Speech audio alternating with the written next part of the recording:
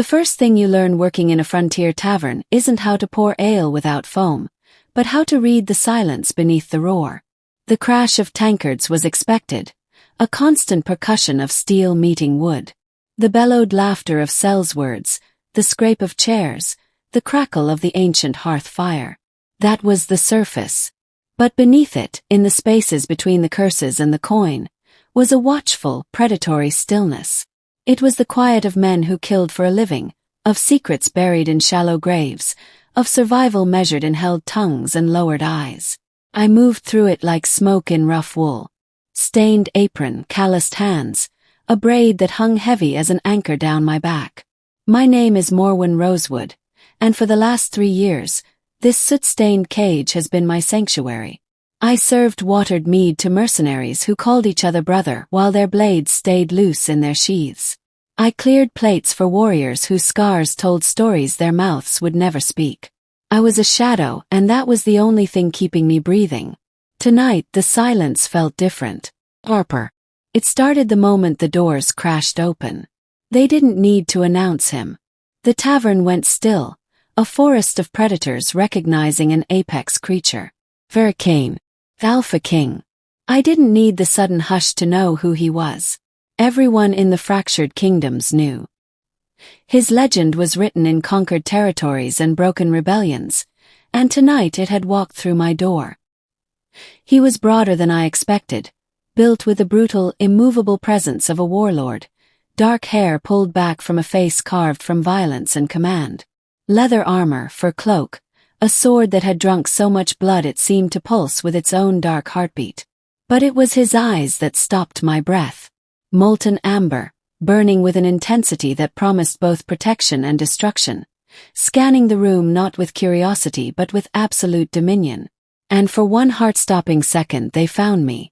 I dropped my gaze, my pulse thundering so hard I feared every alpha in the room could hear it. I focused on wiping an already clean table, the familiar motion a desperate tether. Don't look up. Don't let him sense you. Be the shadow. His entourage filled the tavern like an occupying force.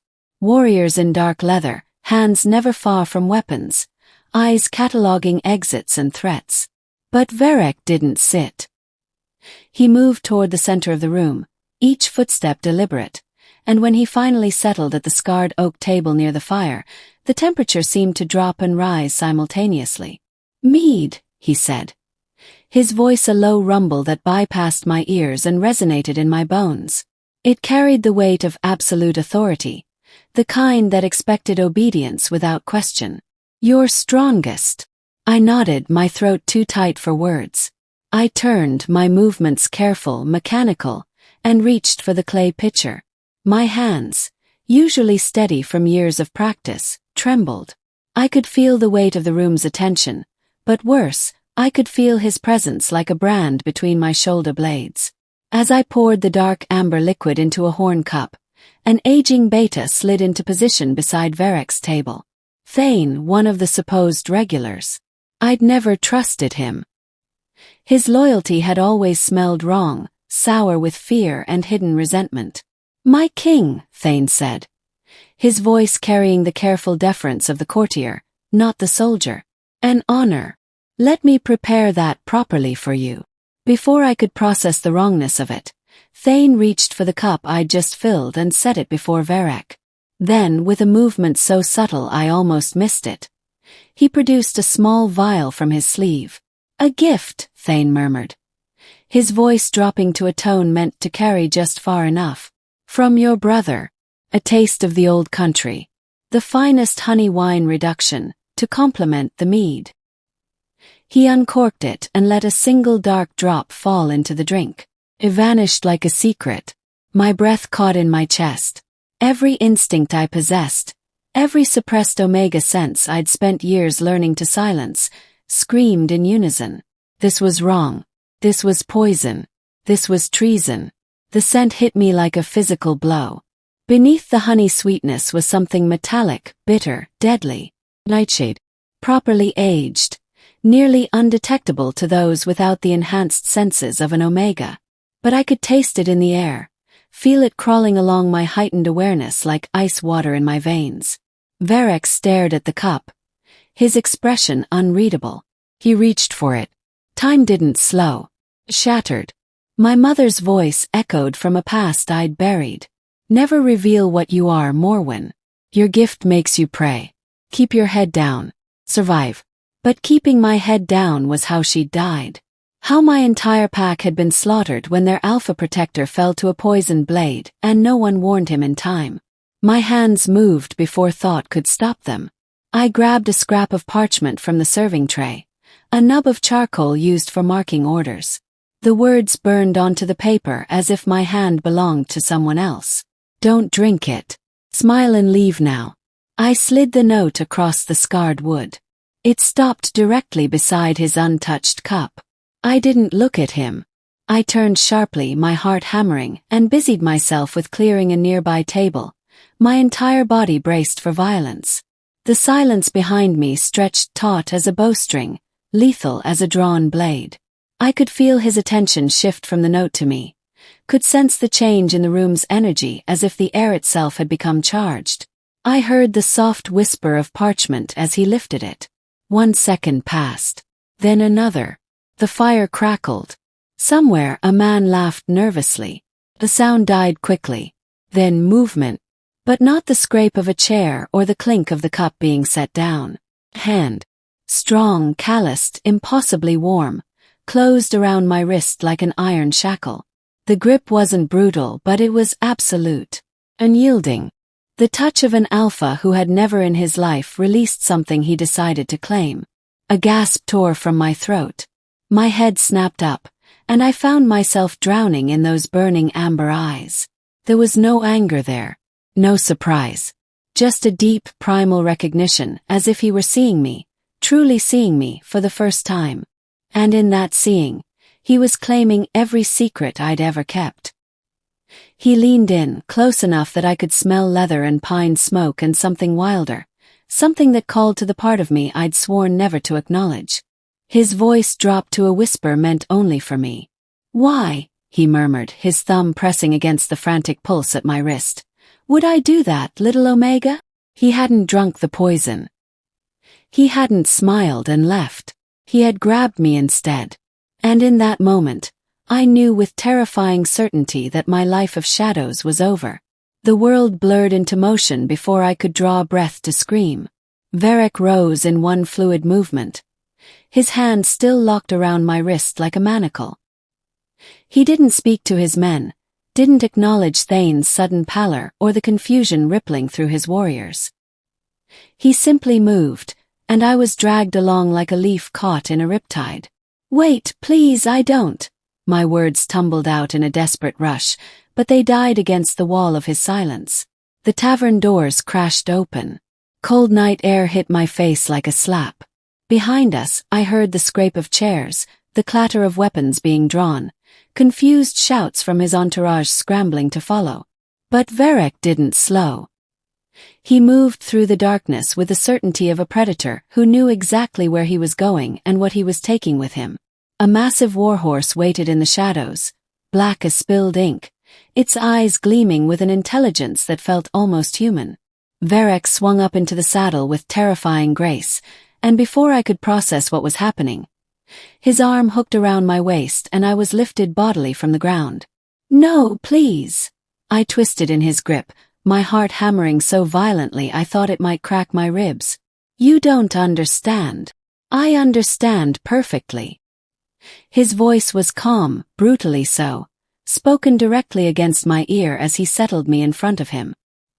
His arm remained locked around my waist, an iron bar I couldn't hope to break. You're an Omega with empathic senses sharp enough to detect nightshade in mead from 3 paces away. You risked exposure to save my life. And now you belong to me. The casual certainty in those words stole what little breath I had left. I'm not. But the lie withered on my tongue. He knew. Somehow, impossibly, he knew. His warriors materialized around us, a storm of leather and steel on horseback, forming a protective formation without needing orders. They moved like extensions of his will, precise and lethal. My king, one of them ventured, a scarred veteran whose voice carried the weight of years of service. What? Ride, Varric commanded. Nothing more. The single word carried the force of absolute authority. We moved as one, a thunder of hooves that swallowed the night.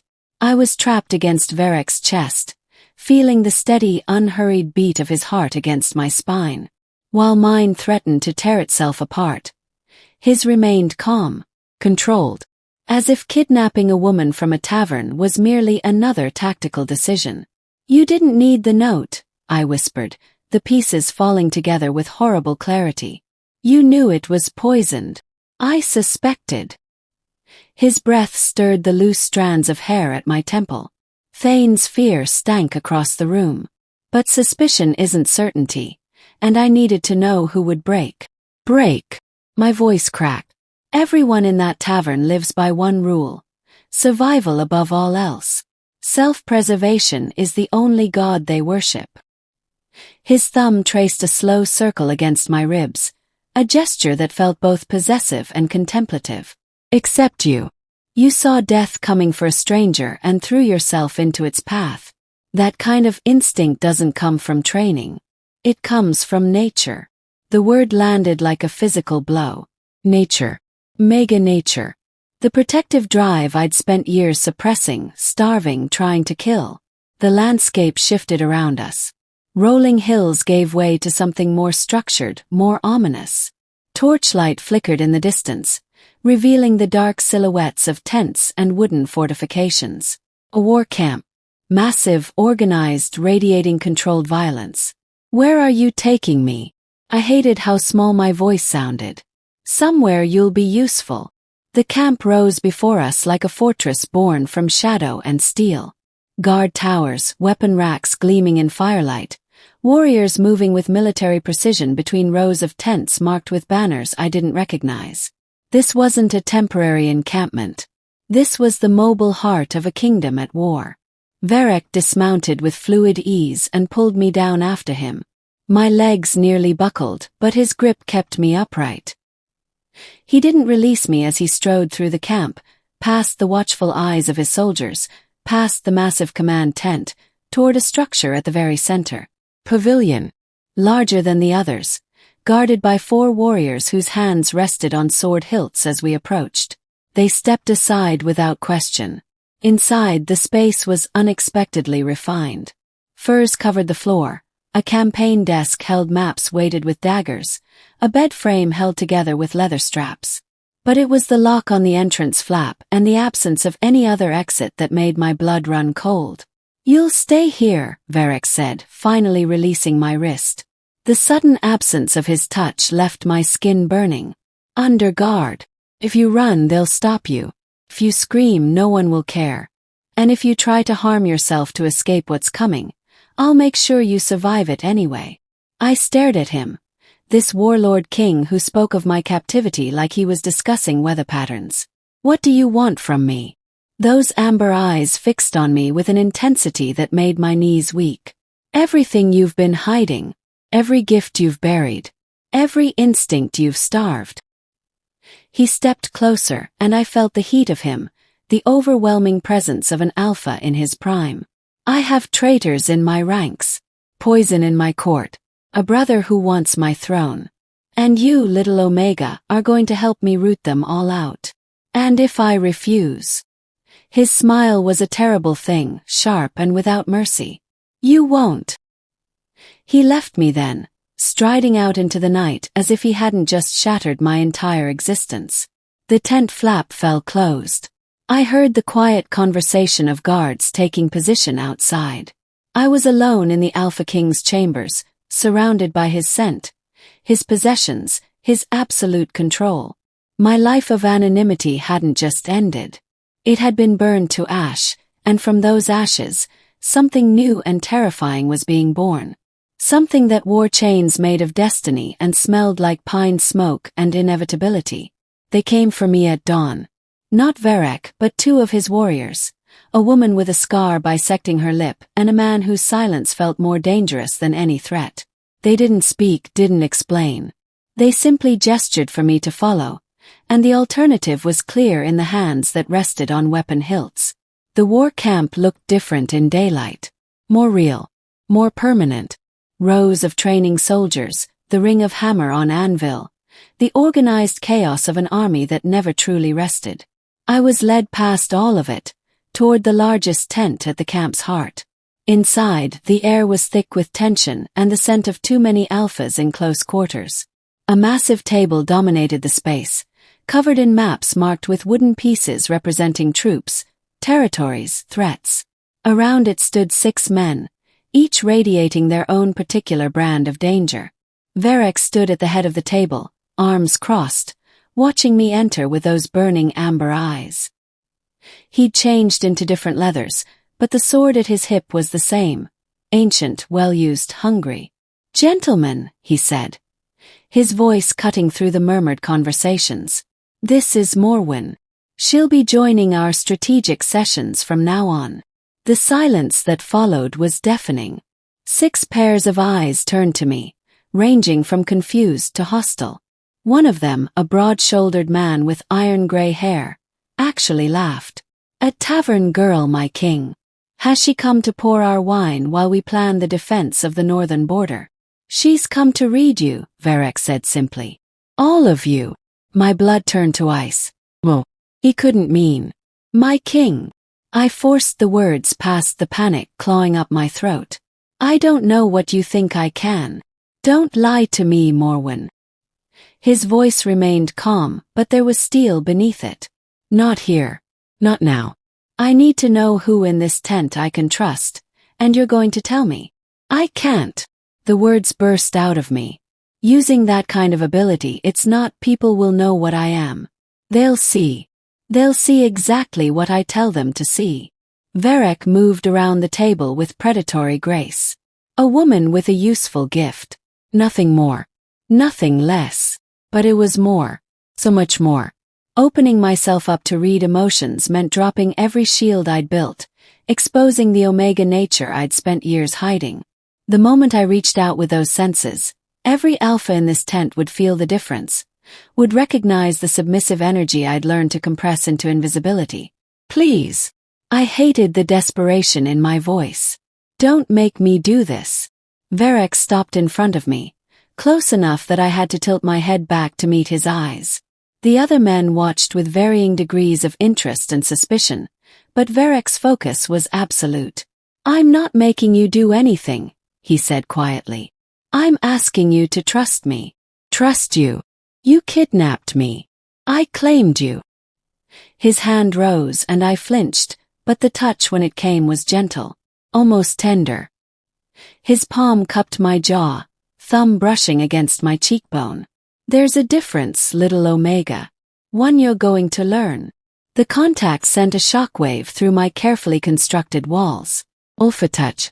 Direct, purposeful, laced with command that bypassed conscious thought and spoke directly to the Omega instincts I'd been starving. "Breathe," he murmured. "Stop fighting. Let it surface. They'll know. Let them." His other hand found the back of my neck, warm and grounding. "You're mine now. No one in this camp will touch you. No one will challenge you. And anyone who tries to use your nature against you will answer to me." The certainty in his voice was absolute, unshakable. And against every survival instinct I possessed, I felt my walls beginning to crack. "Start with Commander Drake," Varek said, nodding toward the gray-haired man who'd laughed. "Tell me what you feel." I closed my eyes, let my awareness unfurl like wings I'd kept bound. The sensation was overwhelming. Years of suppression releasing all at once. The room's emotional landscape flooded my senses. Drake first. I focused on him, following the thread of his presence. "Loyalty," I whispered, the word pulled from me. "Old. But shadowed by something else. Not in you, in himself. He questions whether he's still sharp enough, still useful. The fear of being replaced eats at him every day." Silence. Then Drake's sharp intake of breath. "How could you possibly?" "Next," Varek interrupted, his hand still grounding me. "Captain Ferris. The younger one. Mid-30s, handsome in a brutal way. I reached for him and recoiled. Resentment. He believes he should be standing where you are. That his bloodline, his victories, earned him more than a captain's rank. Loyalty is there, but it's resentful, brittle. One slight away from turning. That's a lie, Ferris snarled, but his voice carried the edge of panic. Is it? Varric's question was mild, but I felt the temperature in the tent drop. I moved through the rest. A lieutenant whose fear of failure made him meticulous, trustworthy through anxiety. A strategist whose loyalty was absolute, bought with Varric's mercy years ago. A quartermaster whose resentment festered like an infected wound. And finally, a young commander whose devotion bordered on worship, dangerous in its own way, blinding. When I finished, my legs were shaking. The effort of keeping my senses open while maintaining any semblance of control left me hollowed out. Varric's hands tightened fractionally, keeping me upright. "Thank you," he said quietly, meant only for me. Then louder. "You're dismissed. All of you. Except Ferris and Blackwood." The quartermaster, Blackwood, went pale. Ferris looked like he wanted to run but knew it would seal his fate. As the others filed out, Varric finally released me. I swayed, catching myself against the table's edge. "You did well," he said, his attention already shifting to the two men who remained. "Better than I hoped. What are you going to do to them?" asked my voice hoarse. "Ferris will be reassigned. His resentment makes him a liability here, but he's still useful elsewhere. Blackwood." Those amber eyes went cold. "Blackwood will tell me who he's been speaking to. And then he'll tell me everything else." It wasn't a question. It was inevitability. Varric looked at me then, and something like approval flickered across his features. "You're my empathic shield now, Morwen. The blade they'll never see coming. Rest. We'll need you sharp for tomorrow's council." He said it like my agreement was assumed. Like my transformation from tavern shadow to strategic weapon was already complete. And the most terrifying part was that he wasn't entirely wrong. They brought Thane to me in chains. I'd been in Varric's chambers for 3 days, each one blurring into the next. Strategic sessions where I read commanders and advisors, meals brought by silent guards, nights spent staring at the ceiling while the Alpha King's scent surrounded me like a cage. But this was different. This was the man who'd tried to kill him. Thane looked smaller than I remembered. The aging beta who'd moved through the tavern with nervous energy now seemed diminished, hollowed out by fear. His hands trembled where they were bound before him, and the stench of his terror filled the enclosed space. Varric stood beside me, a silent presence radiating controlled violence. 2 guards flanked Thane, hands on their weapons, but their vigilance felt unnecessary. This man was already broken. "Read him," Varric said simply. I didn't want to. Reading the War Council had been tactical, impersonal. But Thane, I'd served him drinks, watched him laugh with other patrons, existed in the same small world. Reaching into his emotional landscape felt like a violation of something I couldn't name. "Morwen." Varric's voice carried a note of warning. "Now." I let my shields drop. The impact staggered me. Where I'd expected greed or ambition, I found only crushing, suffocating fear. It rolled off Thane in waves so powerful I gasped, my hand shooting out to grip the table's edge for balance. "What do you feel?" Varric asked, his hand finding the small of my back, steadying me. "Terror," I whispered. "Absolute terror. Not of you, of something else. Someone else." "Who paid you, Thane?" Varric's question was calm, almost conversational. "I can't, please my king, they'll kill my daughter," Thane's voice cracked. "They said they'd. Tell me who, and I'll protect her." But beneath Varric's promise, I felt Thane's certainty that no protection would be enough. The fear went deeper than logic, carved into his bones by threats I couldn't see but could feel echoing through every fiber of his being. "There's no greed here," I said, forcing the words past the nausea building in my throat. "No personal ambition. He's not a traitor by choice. He's a hostage. Someone else is pulling the strings." Who? Varric repeated, this time directed at me. I pushed deeper, following the threads of Thane's loyalty. It was there, twisted and corrupted but present, loyalty to someone he feared far more than death itself. Someone close to you, I breathed. Someone he believes is untouchable. The fear, it's not just for himself. It's for everyone he loves. Whoever gave him the poison made sure he understood that failure meant watching them die slowly. A name, Thane. Varric's patience was thinning. Lord Cale, Thane sobbed. Your brother. He has my daughter. He said the old kingdom would rise again. That you'd become too soft, too merciful. That the realm needed strength, not enough. Varric's voice cut through the confession like a blade. The silence that followed was absolute. I felt the shock ripple through the guards, saw the way Varric's jaw tightened. His brother. Not just a traitor in his ranks, but blood plotting against blood. How many others? I asked, the question pulled from me by the scope of fear I was sensing. How many pawns like you? Thane's eyes met mine, and I saw the answer before he spoke. Dozens. All of us with families. All of us with no choice. The systematic nature of it was brilliant and horrifying. Not a simple assassination attempt, but a network of coerced operatives, each one a disposable piece in a larger game. Cale hadn't just planned to kill his brother. He'd built an entire shadow organization of unwilling conspirators.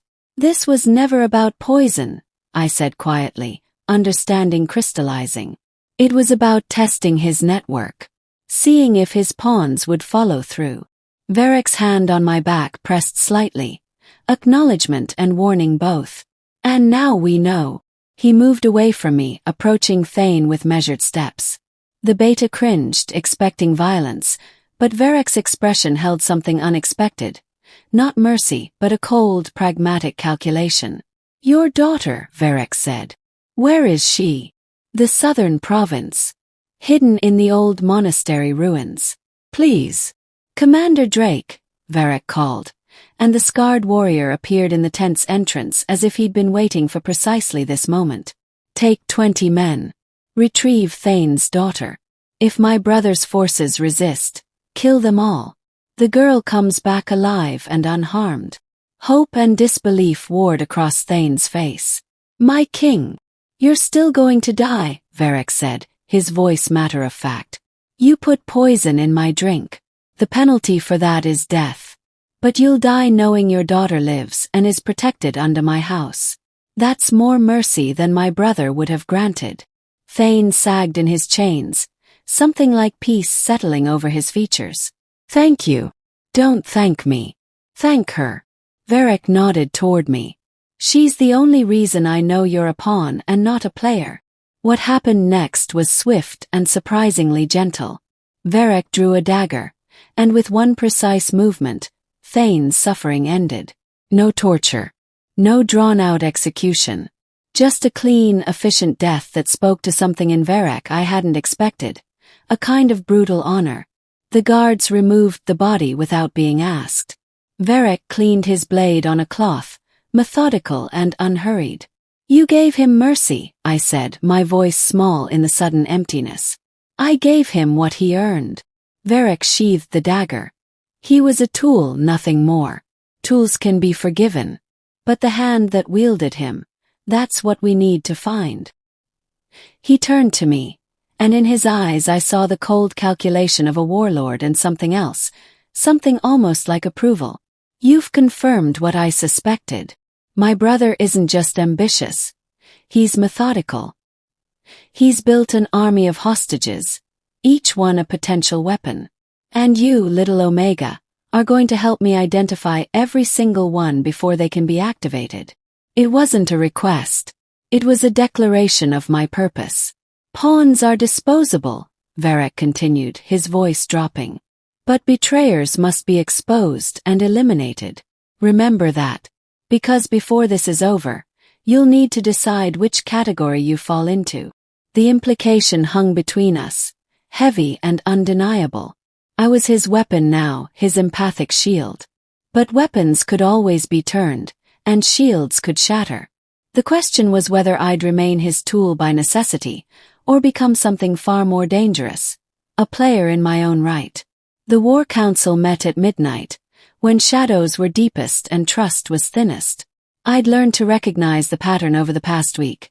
Varek called these late sessions when he needed to discuss matters too sensitive for daylight. Tonight, the tension in the command tent was suffocating. Maps of the southern provinces lay spread across the table, marked with red ink indicating suspected locations of Kale's network. 6 men surrounded the table, but my attention kept drifting to one. Captain Rendell, a powerfully built alpha who'd been openly hostile since my arrival.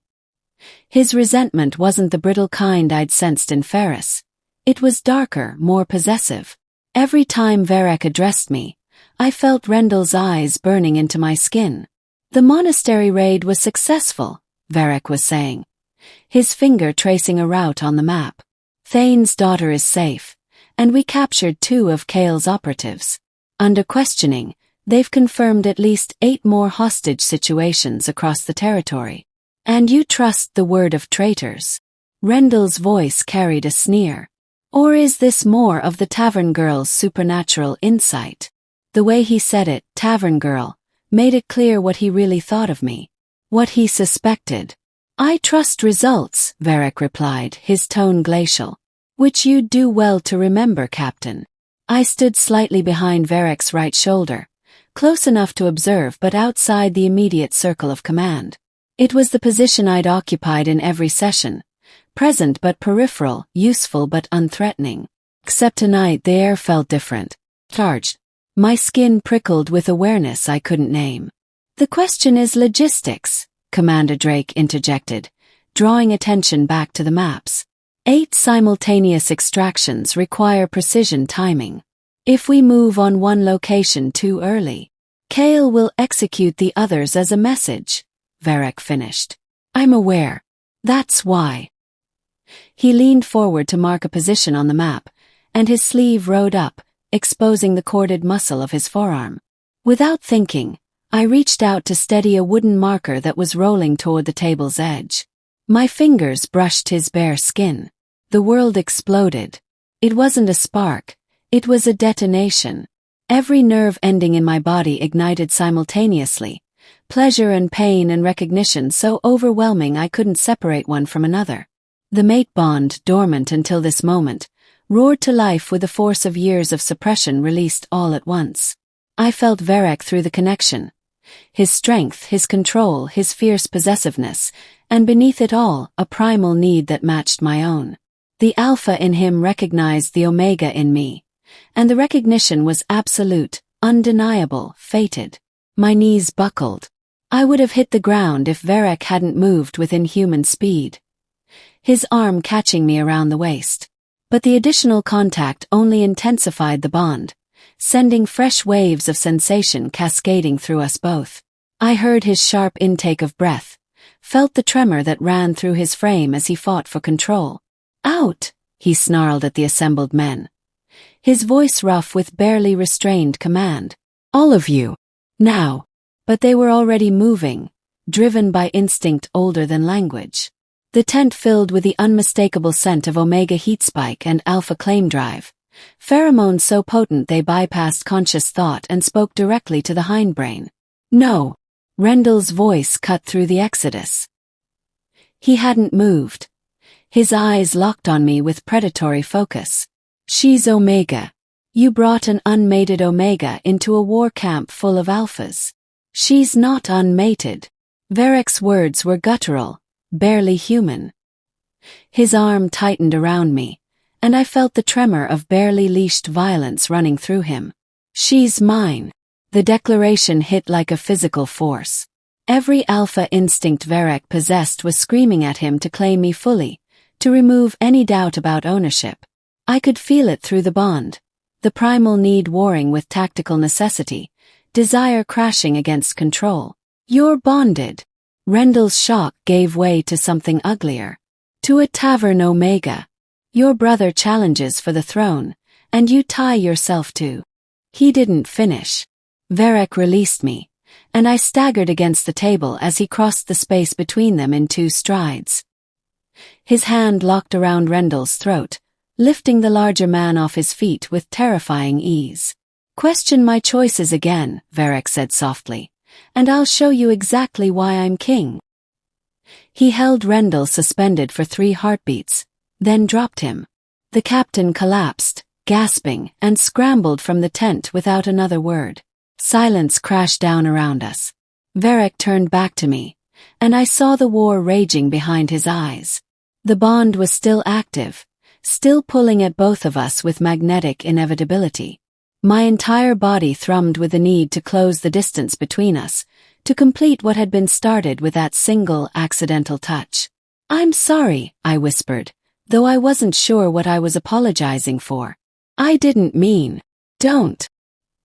He crossed back to me, but stopped just out of reach. His hands clenched into fists. "Don't apologize for what we both knew was coming. The mate bond is real. It's active. Is going to complicate everything." His jaw tightened. "I needed you hidden, Morwen. Secret weapon. But now..." He gestured at the lingering pheromones saturating the air. "Now every alpha in this camp knows what you are. And what you are to me." The implications settled over me like a shroud. Hidden assets lost their value when exposed. And an unmated Omega, even one the Alpha King claimed, was a target in a war camp full of predators. "What happens now?" he asked. Varric's eyes met mine, and I saw the moment he made his decision. "Now I acknowledge what fate's decided. You're not just my empathic shield anymore, Morwen. You're my mate. And that means protecting you becomes as important as using you." He said it like both promise and threat, salvation and damnation wrapped together. "The bond complicates things," he continued, "but it also clarifies them. Kale will see you as my weakness. He'll come for you to hurt me, which means we need to end this rebellion quickly, before he can exploit what we've just exposed." I was trembling, aftershocks still rolling through me from the bond's awakening. "And if we can't?" Varric's smile was sharp and dangerous. "Then we make sure he understands that my weakness is also my greatest strength. And that anyone who threatens my mate learns the true meaning of a king's wrath." The tent felt too small suddenly. The air too thick with everything unsaid and everything now impossible to deny.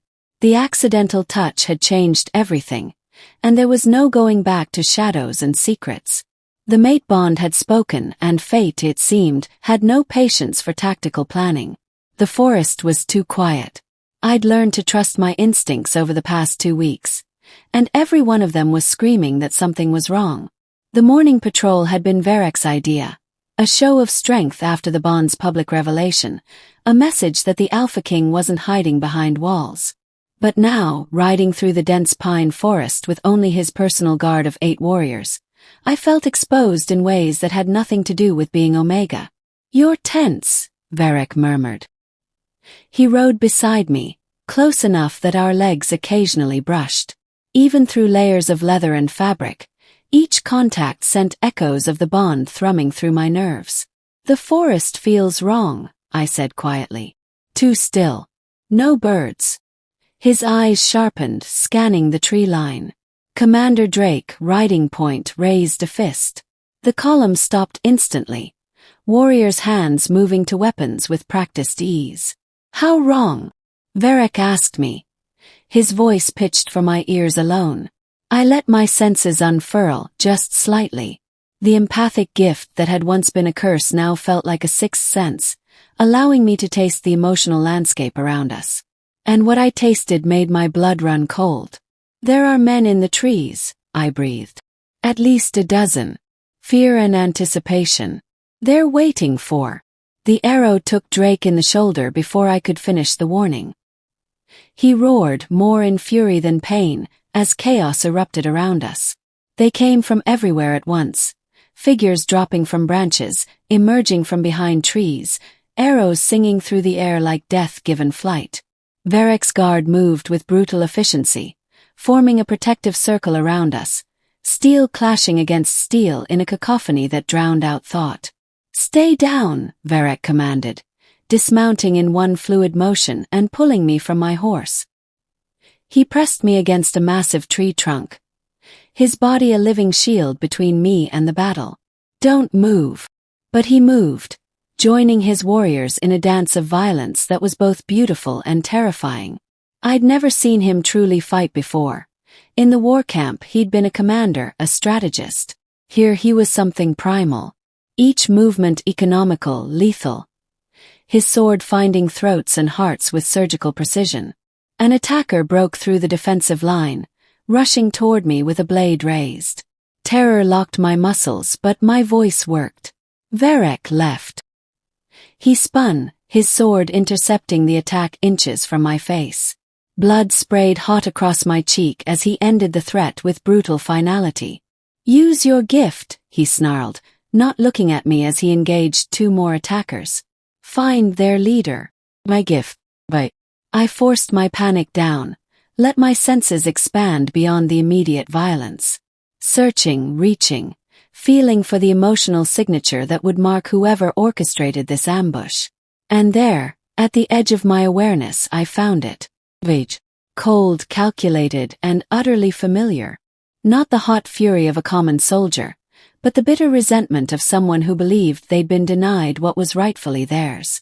It was similar to the echoes I'd sensed in Thane's fear, but stronger, purer, undiluted by coercion. "There," I gasped, pointing toward the northern edge of the clearing. "Behind the fallen oak. That's where." The figure stepped into view, and my words died in my throat. He looked like Varek. Same height, same build, same aristocratic features. But where Varek's presence radiated controlled power, this man vibrated with barely contained violence. His eyes, pale blue instead of amber, fixed on his brother with an intensity that bordered on hatred. "Kale," Varek breathed, and I heard something I'd never heard in his voice before. "Brother," Kale replied, his smile sharp as broken glass. "You've gotten predictable. Riding out with minimal guard, parading your little Omega prize. Did you really think I wouldn't seize the opportunity?" The fighting had stopped, Kale's ambushers forming a loose circle around Varek's warriors. We were outnumbered, surrounded, and the man responsible stood there with casual confidence. "Why?" Varek's question was quiet, but it carried across the sudden silence. "Why?" Kale laughed, the sound bitter. "You took everything. The throne, the army, father's respect. And now you take an Omega mate while I'm denied even a proper political marriage. You're weak, Varek. The realm needs strength." I felt the words hit Varek like physical blows. Through the bond, I sensed his anguish, the betrayal cutting deeper than any blade could reach. This wasn't just a political rival. This was family. "Stand down," Varek said, his voice rough. "It doesn't have to end this way. It ended this way the moment you claimed the crown that should have been mine." Kale's hand moved to his sword hilt. "Kill them all, but bring me the Omega alive. I want my brother to know what it feels like to lose something precious." Time slowed. I saw Kale's men tense, saw the calculation in Varek's eyes as he assessed impossible odds. Through the bond, I felt his determination to protect me even if it cost him everything. And something inside me roared. This was my mate, my alpha. And no one, not even his brother, would take him from me. "Varek," I said, my voice steady despite the terror. "Northeast. 3 men waiting in ambush position behind you. Southwest, 2 more with bows. Kale has a knife in his left boot. He'll throw it the moment you advance." My Omega senses had sharpened through the bond, allowing me to read not just emotions but intentions, subtle body language, the minute tells that separated thought from action. Varek's eyes widened fractionally. Then his lips curved into something predatory. "How many total?" 17 including Kale. 5 wounded. 2 terrified enough to run if given the chance. "Good girl," he murmured. Then louder. "Drake." On my mark, northeast and southwest simultaneously. What followed was brutal and efficient. With my guidance, Varek's guard moved like a single organism, striking at weak points I identified, exploiting fear I sensed, turning Kale's ambush into his own execution ground. Kale fled when he realized the tide had turned, disappearing into the forest with the survivors of his failed trap. But not before our eyes met across the blood-soaked clearing, and I felt his promise of future violence like ice down my spine. When silence finally fell, 8 of Kale's men lay dead or dying. Verek's guard had sustained injuries but no fatalities, and Verek himself stood breathing hard, his sword dripping red, staring at the space where his brother had vanished. I went to him without thinking, my hand finding his arm. Through the bond, I felt his anguish clearly now, grief and rage and a horrible, crushing sense of inevitability. "He's truly gone," Verek said softly. "The brother I knew. If he ever existed at all." "I'm sorry," I whispered, meaning it with every fiber of my being. He turned to me, and in his eyes I saw something raw and unguarded. "You saved us. Your gift, your courage, without you we'd all be dead." "You're my mate," I said simply, and felt the truth of it settle into my bones. Not his captive anymore. Not his tool. His mate. "I protect what's mine." Something fierce and possessive flared in his gaze.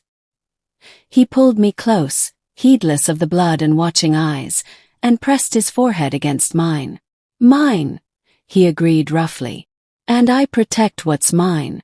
This war with Kale ends the only way it can now. One brother will survive. The other won't."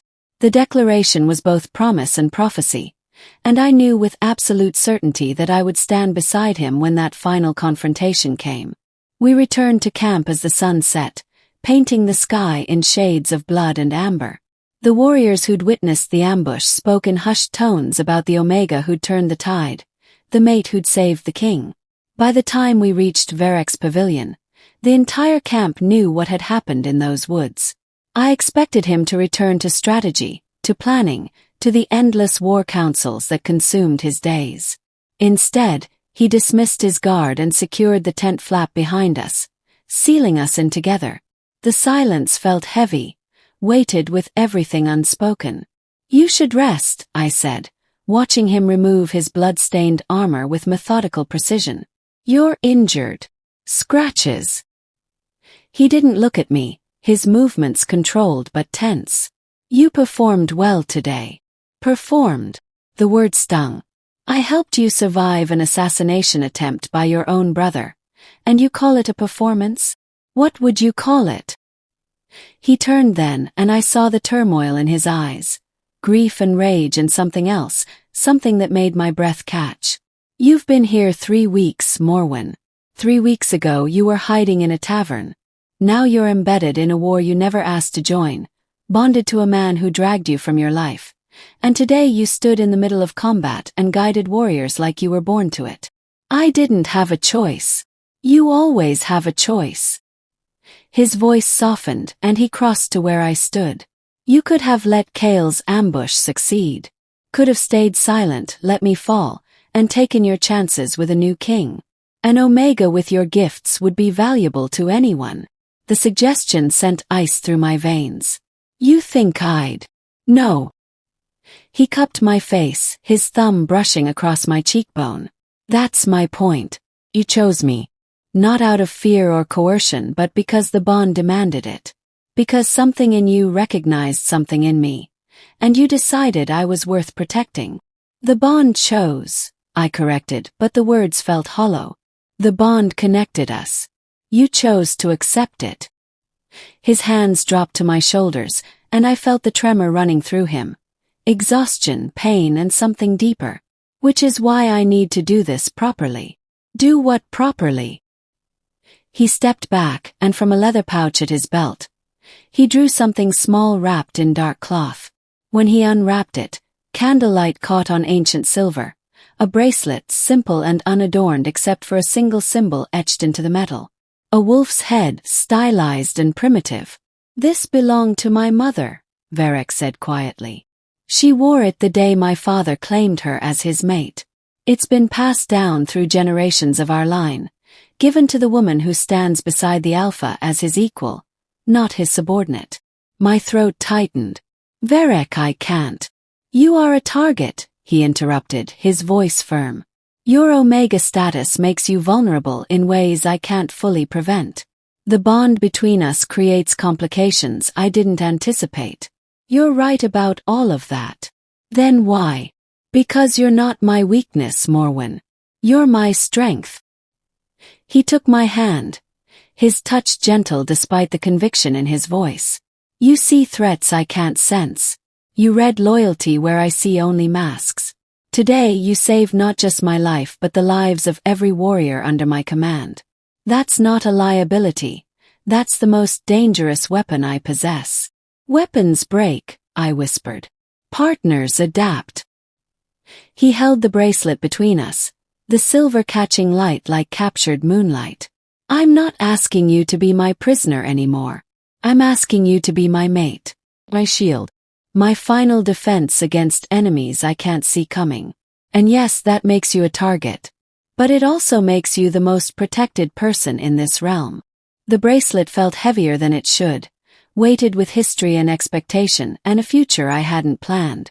This is a claim. It's an acknowledgement. His eyes met mine, amber burning with intensity. Of what we are, what we've become. I won't lie to you. Accepting this means standing beside me in a war that could destroy us both. Kale won't stop. The rebellion won't end until one of us is dead. And everyone who knows you're my mate will see you as either leverage or threat. Then why offer it? Because I need you to know that you're not just useful to me. His voice roughened. You're necessary.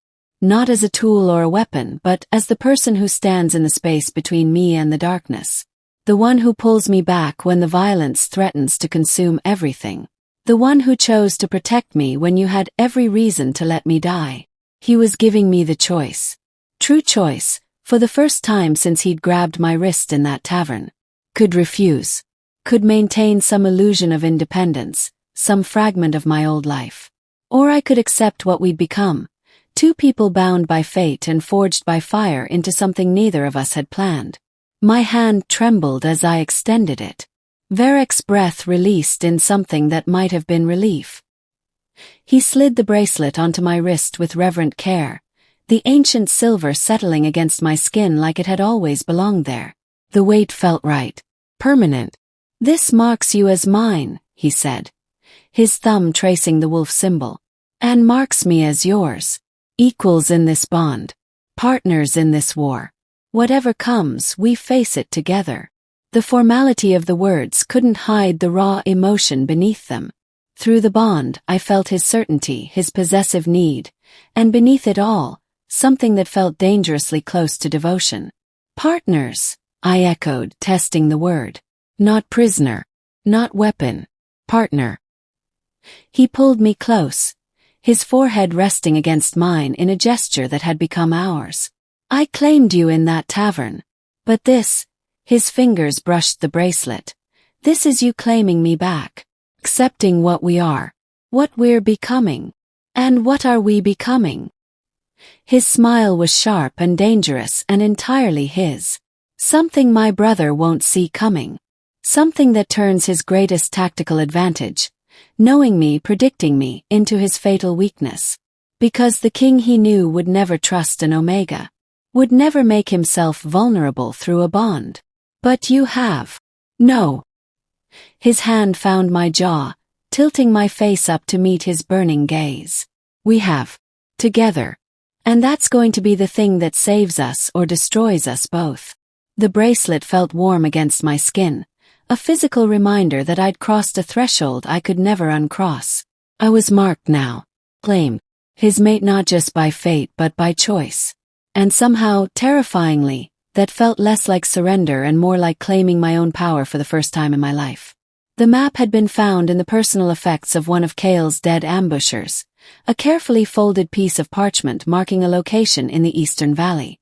I'd read the courier who carried it, felt the nervous anticipation that suggested importance, and convinced myself we'd found something valuable.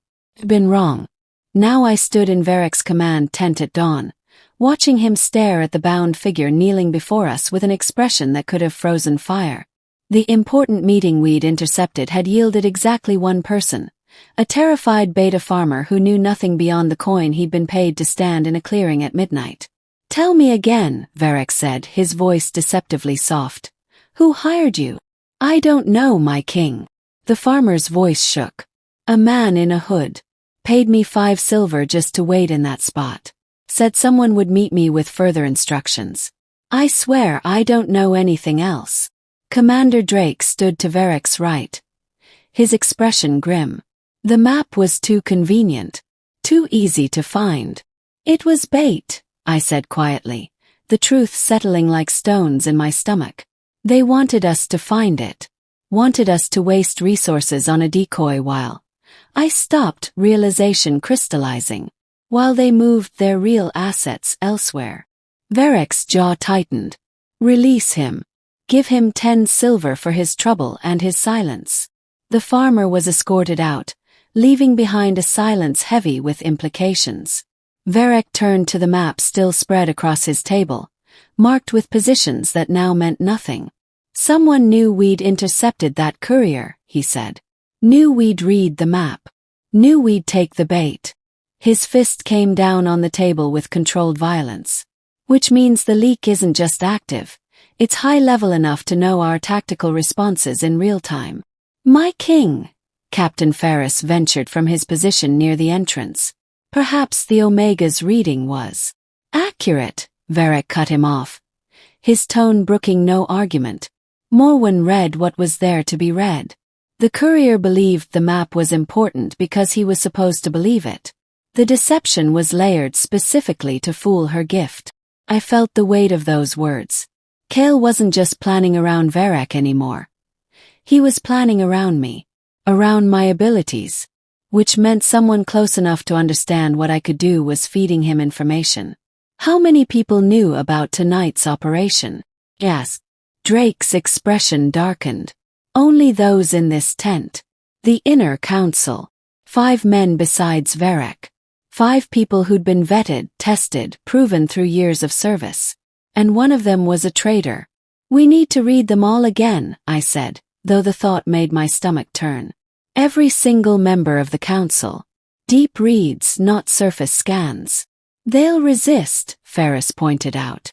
"Asking loyal men to submit to that kind of invasion. Then their resistance will tell us what we need to know," Varric replied. His eyes found mine across the table. "Can you do it? Multiple deep reads in succession?" I thought of the exhaustion that came from peeling back layers of consciousness, the way it left me hollowed out and vulnerable. "Yes, but it will take time. And if whoever's feeding Cale information realizes what we're doing, they'll try to eliminate you before you can identify them," Varric finished. His hand moved to rest on the hilt of his sword, an unconscious gesture that spoke to the violence simmering beneath his control. "Which is why from this moment forward, you don't leave my sight. No private readings. No isolated sessions. Everything happens here with me present." "My king," Drake said carefully, "if the men believe you don't trust them." "I don't." Varric's voice cut like a blade. "Not anymore. My brother has proven he can turn loyalty into a weapon. Thane was controlled through his daughter. Who else in my command is being leveraged? Who else has family, lovers, debts that Cale can exploit?" The question hung unanswered. I watched the men exchange glances, saw suspicion taking root where trust had once flourished. This was Cale's true genius. Not just planting a spy, but poisoning the entire structure of command with paranoia. "There's another possibility," I said quietly, hating that I had to voice it. "What if it's not coercion? What if someone actually believes Cale should rule?" The temperature in the tent dropped. Varric turned to me slowly, and I saw the pain beneath his fury, the knowledge that betrayal motivated by conviction was far more dangerous than betrayal motivated by fear. "Then we find them," he said with terrible certainty. "And we make an example that ensures no one else is tempted to follow their path." I felt the bracelet's weight on my wrist, a reminder of the partnership I'd accepted. This was part of what I'd claimed, not just standing beside him in battle, but in the uglier necessities of ruling, of rooting out betrayal, of making choices that would stain both our hands. I'll begin the deep reads tomorrow, I said, starting with whoever was most insistent about following the intelligence from that map. Verek's slight smile held no warmth. That would be Ferris. The captain stiffened. My king, I only suggested. I know what you suggested. Verek's gaze was steady, assessing. Which is why you'll be first. If you're innocent, you'll be vindicated. If you're guilty. He left the threat unfinished, but it echoed in the sudden pallor of Ferris's face. Dismissed, Verek commanded. All of you. Council convenes at dawn. And gentlemen. His voice stopped them at the entrance. Sleep lightly. Trust no one. Not even yourselves. They filed out, tension radiating from every rigid spine. When we were alone, Verek's control finally cracked. His fist slammed into the table again, hard enough to make the wood groan. He's winning, he said roughly. Kale is dismantling everything I've built, and I can't see the blade until it's already drawn. I moved to him, my hand finding his arm. Through the bond, I felt his frustration, his fear. Not for himself, but for what would happen if he failed. If Kale took the throne. If the realm fell to someone who ruled through terror rather than strength tempered by wisdom. He's not winning, I said firmly. He's desperate. The decoy proves it. If he had a clear path to victory, he wouldn't need to distract us. He's stalling, which means he's not ready for his final move. Verek looked at me, and some of the tension eased from his shoulders. When did you become the strategist? When I bonded with one. I touched the bracelet, drawing strength from its weight. We'll find the spy. We'll stop Kale. But you need to trust that your instincts and mine are stronger than his manipulations. He pulled me close, and for a moment we stood in the quiet dawn, two people carrying the weight of a kingdom balanced on the edge of civil war. Tomorrow, he murmured against my hair. Tomorrow we start hunting the viper in our nest. And I knew, with absolute certainty, that whoever was betraying him would not survive what came next. The deep reads began at dawn and stretched into afternoon, each one leaving me more exhausted than the last. Ferris first. His resentment was still there, bitter and corroding, but beneath it lay genuine loyalty. He wanted Verek's position, but not through betrayal. Not through Kale. Then Drake, whose devotion ran so deep it was almost religious. No shadows, no hidden agendas. Just unwavering service built on decades of trust. One by one, I peeled back the layers of Verek's inner circle. The young Commander Torin, whose fear of inadequacy made him meticulous. Lieutenant Blackwood, no relation to the executed quartermaster, whose loyalty had been purchased with mercy and sustained through respect. The strategist Ven, whose mind was so focused on tactical problems, he barely registered personal ambition. Clean. All of them clean. By the time I finished the 5th reading, I was swaying on my feet, my head pounding with the effort of maintaining such deep connection. Verek's hand on my shoulder was the only thing keeping me upright. Enough, he said quietly. You've done enough. But we haven't found. I stopped, confusion and frustration warring in my chest. They're all loyal, Verek. Every single one of them. So how is Kale getting information? The silence that followed was heavy with implications none of us wanted to voice. If the leak wasn't coming from the council, then either our assessment was wrong, or the betrayal came from somewhere else entirely.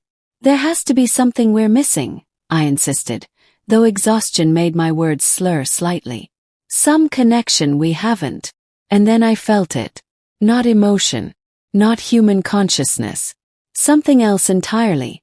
A thread of wrongness that whispered at the edge of my awareness like a distant scream. My head snapped up, eyes scanning the tent. The feeling was here, close, but not emanating from any of the men. I let my senses unfurl completely, pushing past exhaustion, reaching for that strange alien signature. On the armor stand near Verek's campaign desk. Your armor, I breathed, moving toward it on unsteady legs. When did you last wear it? 2 days ago, during training. Verek followed. his hand moving instinctively to his sword. Why? I circled the stand, letting my fingers hover inches from the dark leather and steel. The wrongness intensified, making my skin crawl. There's something. Not emotional. Not human. I struggled for words to describe what I was sensing. Like a whisper that isn't sound. A presence that isn't alive. Magic, Drake said sharply. You're sensing magic. Varek's expression darkened. I thought your gift only read emotions. So did I. But now, with my senses pushed beyond their normal limits by hours of deep reading, I could perceive things I'd never noticed before. And what I perceived in his armor made my blood run cold. It's waiting. Whatever's been done to this, it's dormant. Waiting for something to activate it. What kind of activation? Varek demanded. I forced myself to focus, to push deeper into that alien signature. Images flickered at the edge of consciousness. Not thoughts but impressions, fragments of intention woven into the spell itself. Ceremonial grounds, I gasped. Official witnesses. Formal gathering. It's keyed to specific conditions. My eyes widened as understanding crystallized. The treaty signing. When you wear this armor to the treaty signing, whatever's been done to it will trigger. Treaty signing. 3 days away. The formal ceremony where Varek would meet with the Northern Lords to solidify alliances and demonstrate strength. Where he would stand before hundreds of witnesses, wearing his ceremonial armor, presenting himself as the uncontested king. The perfect stage for assassination. How? Ferris asked, moving closer to examine the armor. We inspect every piece of equipment. The armor never leaves the king's tent unguarded. Except when it's being maintained, I said slowly, the pieces falling together. Cleaned. Repaired. When would it leave this tent? Once a week, Varek said, his voice deadly calm. It goes to the camp smithy for maintenance. Has for months. Who handles the maintenance? Drake's hand was on his sword now. Marcus. The master armorer. Varek's jaw clenched. A man who served my family for 20 years. Who was recommended by? Your brother, I finished, seeing the pattern emerge. Before the Civil War. Before the open conflict. Kale placed him years ago. Not a recently turned traitor. Not someone coerced or corrupted. A sleeper agent, positioned long before anyone knew there would be war, waiting for the exact moment when his purpose would be fulfilled. He's not in the council, Varek said. Not part of the strategic planning. Just a craftsman doing his work, invisible and trusted. The perfect spy, Drake agreed grimly. Positioned to sabotage equipment, to observe comings and goings, to report on anything he sees. And to kill you at the treaty signing, I added, my voice hoarse. In front of everyone who matters. The Northern Lords, your allies, your army. Making it look like your own armor failed you, like you were weak, unprepared.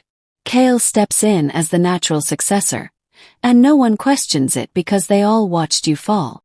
Varek stared at the armor for a long moment, and through the bond one felt his cold, calculated fury. Not the hot rage of betrayal, but something far more dangerous. The methodical anger of a predator who'd finally identified his prey. Bring me Marcus, he commanded. Quietly. No alarm, no warning. And someone fetch our most skilled mage. I want to know exactly what's been done to this armor and how to counter it.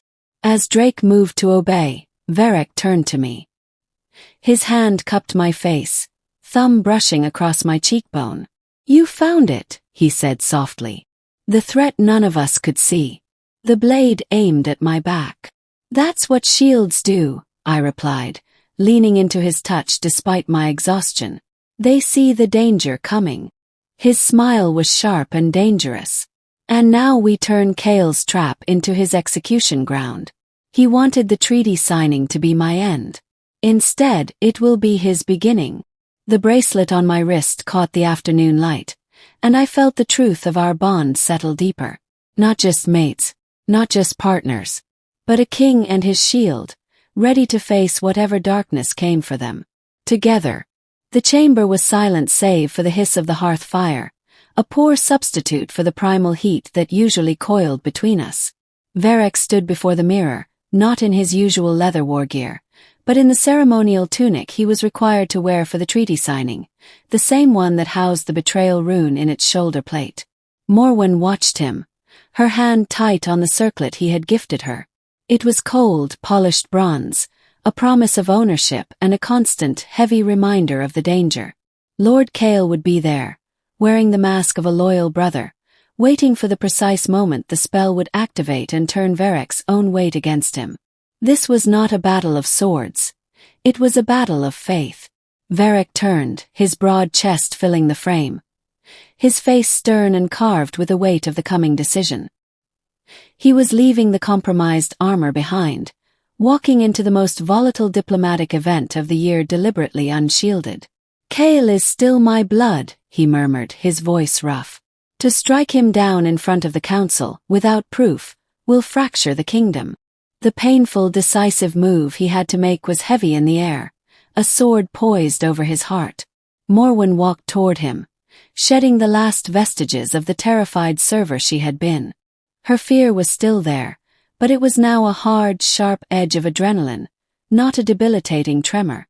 She stopped just shy of his commanding aura and reached up, her Omega empathy focused and pure. She did not seek assurance, she gave it.